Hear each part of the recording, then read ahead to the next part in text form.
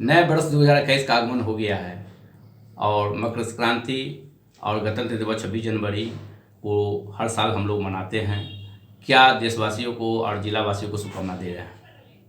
तमाम मुजफ्फरपुर वासियों को हमारे जिला परिषद हैं, शिक्षा मंत्री, शिक्षकगण जो भी मुजफ्फरपुर हैं के हैं, उसके बाद जो कमिश्नर साहब हैं, एसएसपी साहब हैं, उनको और थाना अध्यक्ष मिठनपुरा के उनको हम सबसे पहले नए साल जो मकर संक्रांति है कल और आने वाले गणतंत्र दिवस की हार्दिक शुभकामनाएं हम देते हैं उन्हें।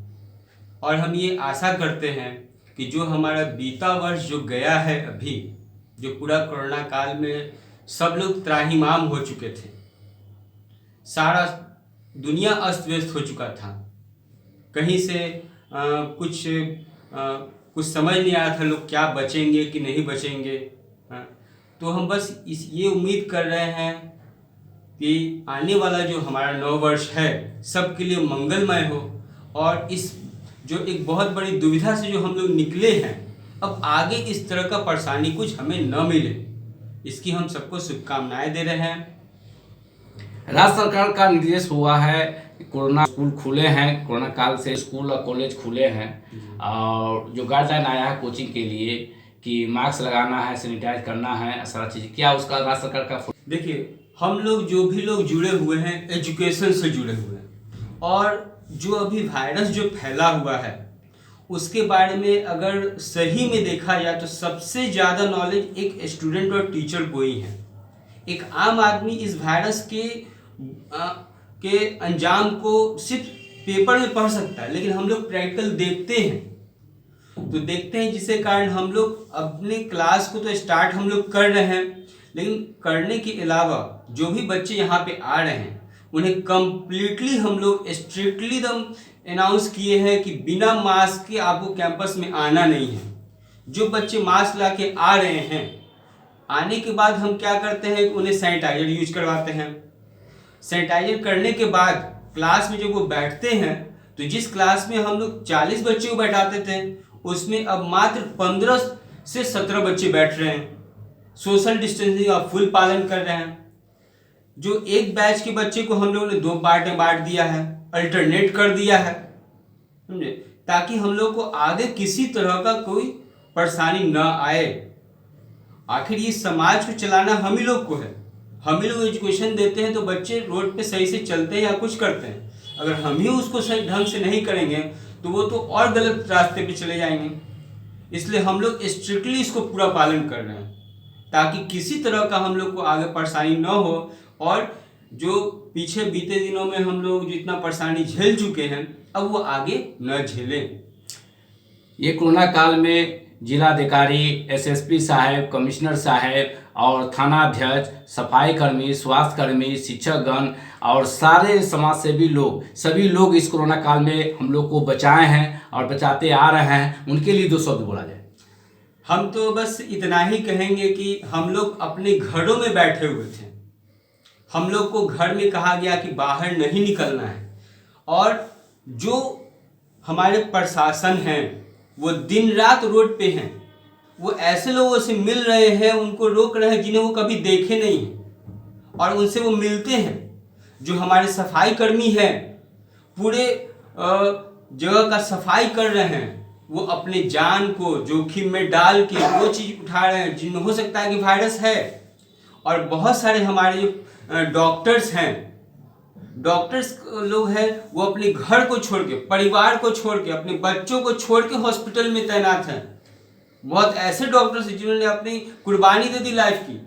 प्रशासन में जो हमारे पुलिस है, अधीक्षक है, वो लोग जान तक दे दिए हम लोग के लिए, सिर्फ हमें बचाने के लिए। उनको हम अपने कुछ भी, अगर हम उन्होंने जितना 1 साल हम लोग को इस कोरोना काल में जितना हमारा सेवा किया उसके लिए हम कुछ भी उनके लिए करते वो कम है। उन्होंने हमारे लिए जब वो घर पे जाते थे तो बच्चों से नहीं मिलते थे, घर छोड़ के बाहर कहीं कैंपस में रह रहे हैं सिर्फ हमें बचाने के लिए। तो उन्हें हम जितना धन्यवाद दें कम है हमारे लिए। सफाई कर्मी हमारे हैं, जो पुलिस प्रशासन है, और जो भी हमारे जो डॉक्टर साहब लोग हैं, उन्होंने हमारे लिए एक जो देवता से बढ़ के उन लोगों ने हम लोग का काम किया। जो एक कोरोना काल में, कोरोना एक राक्षस था, उसका वध करने के लिए जो अवतार होता है ना, देवी देवताओं का अवतार होता है, उसमें समझिए कि डॉक्टर हमारे और जो हमारे सफाई कर्मी हैं और जो प्रशासन है, वो हमारे लिए देवता का अवतार लेके इसमें आए थे और उन्होंने हमको इससे निजात दिलाया।